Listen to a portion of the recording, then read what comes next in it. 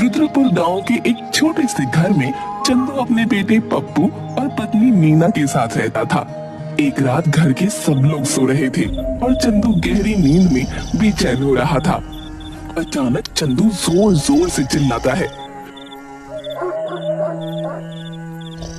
मिल गया, मुझे खजाना मिल गया। शोर सुनकर मीना जग जाती है। मीना चंदू को नींद से जगाती है। अजी सुनते हो, उठो। चंदू जग जाता है। खजाना मिल गया। शांत हो जाइए, क्या कोई बुरा सपना देखा आपने? बुरा नहीं, बहुत ही अच्छा सपना था। मैंने सपने में देखा कि मैं अपने खेत में खुदाई का काम कर रहा हूँ और खुदाई करते वक्त मुझे हमारे खेत में एक खजाने से भरा हुआ घड़ा मिल गया। और जानती हो, उस घड़े में कीमती सोने और चांदी के सिक्के भरे थे और मैं उन सिक्कों को हाथ में लेकर खुशी से चिल्ला रहा था। फिर क्या हुआ? अरे फिर तुमने मुझे नींद से जगा दिया और मेरा खूबसूरत सपना तोड़ दिया। तभी पप्पू भी नींद से जाग जाता है। अरे पापा, आप ना तो खुद ठीक से सोते हैं, ना हमें सोने देते हैं। अभी कैसे कैसे सपने देखते हैं। मुझे तो डर है कहीं इस खजाने के चक्कर में आप पागल ना हो जाओ। चलो अब सो जाओ। पप्पू बेटा, चल सो जाओ। चंदू की नजर दीवार पर टंगी घड़ी पर पड़ती है। अभी तो रात के 2 बज रहे हैं, सो ही जाता हूँ और क्या करूँगा। वो फिर बिस्तर पर मीना और पप्पू के साथ लेट जाता है। चंदू को खेत में छुपे खजाने का सपना पहले भी कई बार आ चुका था और वो सपना देखकर हमेशा सोते सोते ऐसे ही चिल्लाने लगता था। एक दिन चंदू अपने बचपन के दोस्त वीर के साथ चाय की दुकान पर बैठा चाय पी रहा होता है। अरे भाई वीर, कई महीनों से ठीक से सो नहीं पा रहा हूँ मैं। क्यों, क्या हुआ? फिर से वही खजाने का सपना देखा क्या? हाँ यार, फिर वही खजाने का सपना। कुछ समझ नहीं आ रहा है यार भाई, लेकिन लगता है मुझे जरूर कोई बड़ा जैकपॉट मिलने वाला है। क्या कहा? जैकपॉट? क्या बेवकूफी वाली बात करते हो भाई तुम, हैं?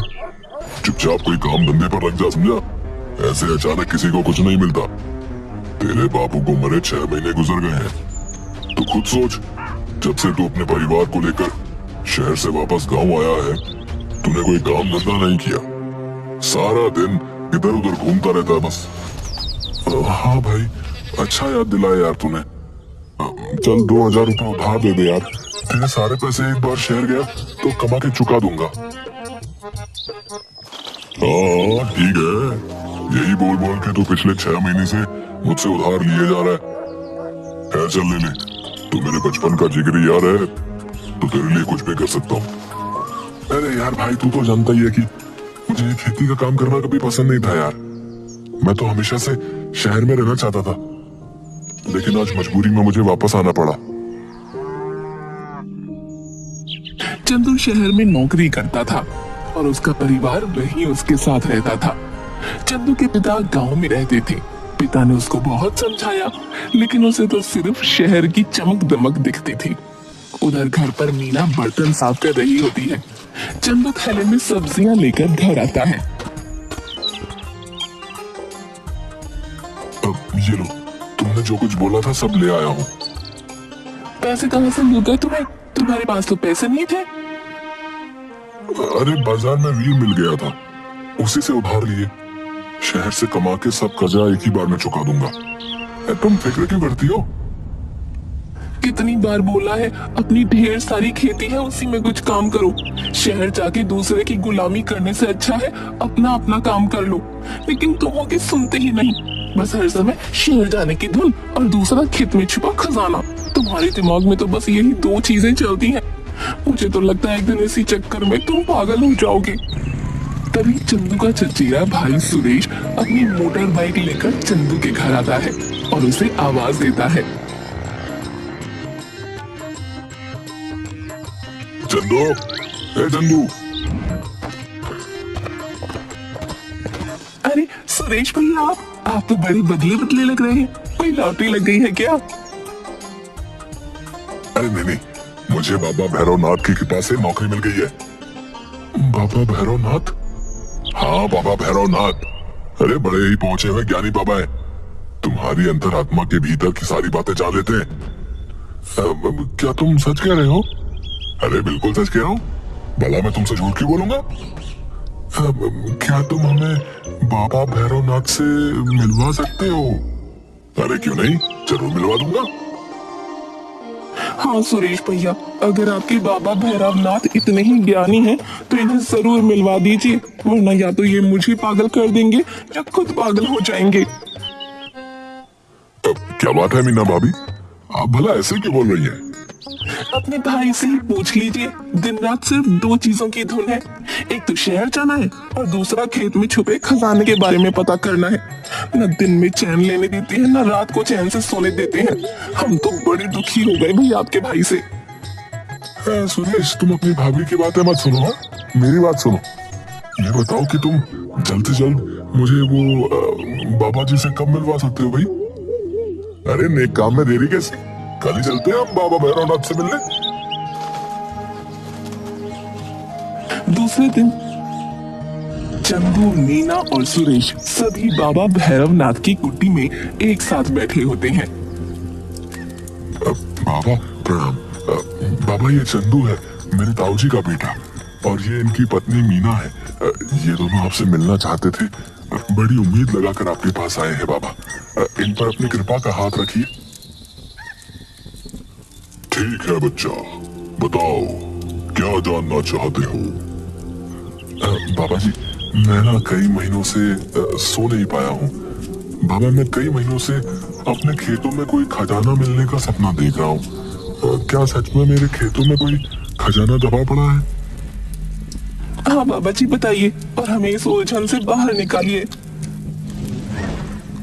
हाँ बच्चा, सच में तुम्हारे खेतों में खजाना छिपा पड़ा है, और वो भी इतना कि तुम सपने में भी नहीं सोच सकते।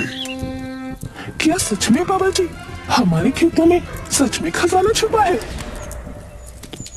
हाँ बच्चा, सच में तुम्हारे खेतों में खजाना छिपा पड़ा है। तो बाबा जी, वो छुपा हुआ खजाना हमें कैसे मिलेगा? सब्र रखो बेटा, बताता हूँ। बाबा अपने सामने जल रहे यज्ञ में मंत्र पढ़ते हुए भभूति डालते हैं। सभी की नजर बाबा पर होती है। बेटा, तुम्हें अपने खेत में हल चलाने होंगे, खेतों में बीज बोने होंगे, और जब फसल पक के तैयार हो जाए तो मेरे पास आना, फिर मैं तुम्हें बताऊंगा खजाना मिलने का उपाय। आपने जैसा कहा है बाबा जी, मैं बिल्कुल ऐसा ही करूंगा। बस मुझे खेतों में छुपा हुआ वो खजाना मिल जाए बस।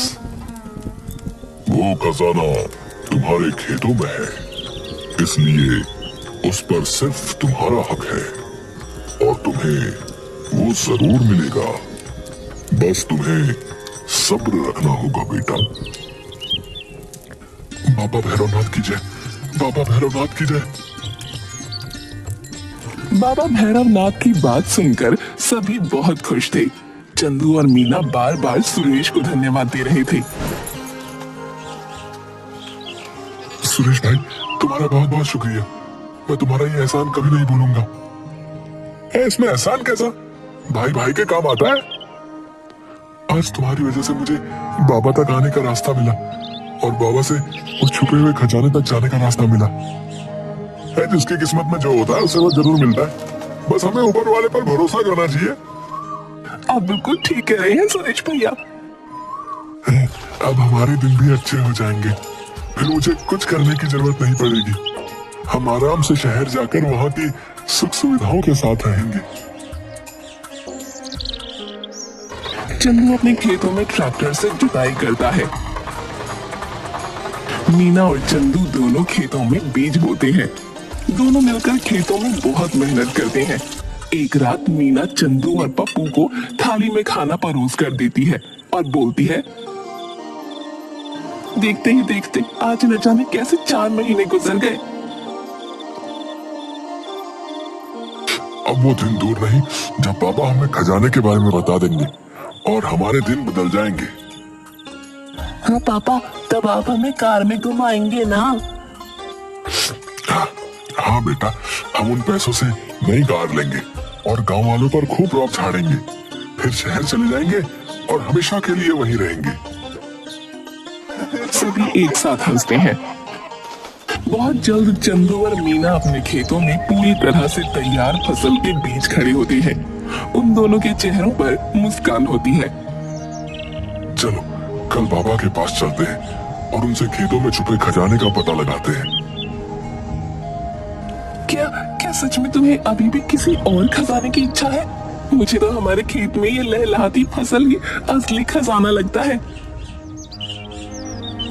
लगता तो ऐसा ही है, लेकिन खेतों में छुपा सचमुच का खजाना।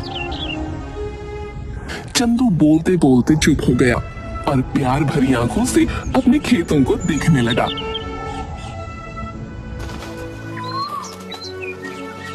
दूसरे दिन चंदू और मीना बाबा भैरवनाथ के पास जाते हैं। बाबा भैरवनाथ की जय हो, बाबा भैरवनाथ की जय हो। बाबा जी, आपने जैसा कहा था हमने वैसा ही किया। तो बच्चा, तुम्हारे खेतों में फसल पक के तैयार है। हाँ बाबा जी, खेतों में फसल लहलहा रही है। बच्चा, कैसी फसल हुई है तुम्हारे खेतों में? बाबा जी, फसल तो बहुत अच्छी हुई है। खेत तो ऐसे चमक रहे हैं जैसे सोने के सिक्के। क्या बोया था तुमने अपने खेत में? जी बाबा जी, मैंने गेहूं की खेती की थी। तो गेहूं के दाने कैसे हैं? बाबा जी, सोने जैसे पीले, चमकदार और बड़े बड़े। तो तुम्हारा मतलब है कि तुम्हारे खेतों में गेहूं नहीं, बड़े बड़े सोने के दाने हुए हैं। जी बाबा जी, बिल्कुल सोने जैसा चमक रहा है खेत। अच्छा ये बताओ कि मेरे पास से वापस जाने के बाद क्या तुमने फिर कभी छुपे खजाने का सपना देखा? नहीं बाबा जी, मैंने तो वो सपना दोबारा नहीं देखा और मैं उसके बारे में भूल भी गया। बच्चा, ये तो बहुत बड़ी गड़बड़ हो गई। कैसी गड़बड़ बाबा जी? क्या बात है, आप थोड़ा परेशान दिख रहे हैं। तुमने पिछले 4 महीनों से एक बार भी उस छुपे खजाने का सपना नहीं देखा। मुझे लगता है तुम्हारे खेतों में छुपे खजाने की चोरी हो गई है। खजाने की चोरी किसने करी बाबा जी? तुमने अपने खेतों में खजाना होने की बात किसको बताई थी? ये बात तो बाबा जी पूरे गांव को पता है। फिर तो जरूर किसी ने तुम्हारा खजाना चुरा लिया। कहीं वीर ने तो नहीं खजाना चुरा लिया? वीर? हो सकता है, क्योंकि उसे भी तो खेतों में छुपे खजाने के बारे में पता था। नहीं, वीर ऐसा नहीं करेगा। उसने तो हमारी कितनी मदद की। जब मैं शहर से वापस आया तो हमेशा उसने ही मुझे पैसे उधार दिए और आज तक कभी मुझसे वापस भी नहीं मांगे। वो ऐसा नहीं कर सकता, वो मेरे बचपन का दोस्त है। फिर किसने चुराया होगा हमारा खजाना? मुझे नहीं पता किसने चुराया, लेकिन ये जरूर जानता हूँ कि वीर ने नहीं चुराया। पिछले कुछ महीनों से वीर तुमसे मिलने एक बार भी नहीं आया और ना ही उसने तुम्हारा हाल पूछा। मुझे तो पूरा यकीन है कि वीर ने खजाना चुराया है। जिसके पास इतना खजाना होगा वो अपने उधार दिए थोड़े से पैसों के लिए क्यों आएगा? किसी पर चोरी का इल्जाम लगाने से पहले हमें एक बार उसे भी अपनी सफाई देने का मौका जरूर देना चाहिए। सही कहा बाबा जी आपने। हम वीर को यहाँ बुलाते हैं। नहीं, कोई जरूरत नहीं है इसकी। मुझे कोई खजाना नहीं चाहिए। इतने दिनों से जिस खजाने के लिए तुमने हमारा जीना हराम कर रखा है, आज तुम्हें वो खजाना नहीं चाहिए? हाँ, नहीं चाहिए। और मुझे इस बारे में किसी से कुछ नहीं पूछना है और ना ही तुम इस बारे में किसी से कुछ पूछोगी। भला क्या नहीं पूछूंगी? मैं तो पूछूंगी और जरूर पूछूंगी, वो भी तुम्हारे सामने पूछूंगी। बाबा जी, मैंने पैसों के लिए भाई भाई को लड़ते देखा है। वीर मेरा दोस्त है, फिर भी उसने कभी मुझे पैसों के लिए मना नहीं किया। जब मैं अपने पिताजी को छोड़कर शहर चला गया तो उसने ही एक बेटे की तरह हमेशा मेरे पिता का साथ दिया। और उनके जाने के बाद जब मैं शहर से वापस आया तब मेरे मांगने पर हर बार उसने मुझे पैसे दिए, जबकि वो जानता था कि अगर मैं एक बार शहर गया तो कभी वापस नहीं आऊंगा। शायद फिर भी उसने हमेशा मेरी मदद की। फिर हमारा खजाना कहाँ गया? नहीं चाहिए हमें कोई खजाना। मैं अपने खेतों में काम करूंगा और मेहनत करके तुम्हारे लिए सचमुच का एक खजाना बनाऊंगा। सही कहा बच्चा तुमने, ये फसल ही हमारी मेहनत का फल है। हम इस धरती को अपने खून पसीने से सींचते हैं और बदले में ये धरती हमें फल देती है। बेटा, यही तुम्हारा असली खजाना है। इस संसार में हम बहुत कुछ पाने की कल्पना करते हैं, लेकिन सच्चे मन से मेहनत नहीं करते। खैर, आज मुझे खुशी है कि तुमने मेहनत की और उसका फल तुम्हें मिला। वो सब तो ठीक है, लेकिन हमारा खजाना? तुमने फिर खजाने की बात की? हाँ, मैंने खजाने की बात की और मुझे वीर से पूछना ही होगा कि हमारा खजाना कहाँ छुपाया है उसने। इतना कहकर मीना ने बाबा जी की दाढ़ी और मूंछ उनके चेहरे से हटा दी। वीर और बाबा जी? सब जोर से हंसने लगे। मुझे माफ करना मेरे दोस्त, लेकिन हम सब तुम्हारे खेत में छुपे खजाने और शहर जाने की बात से परेशान हो चुके थे।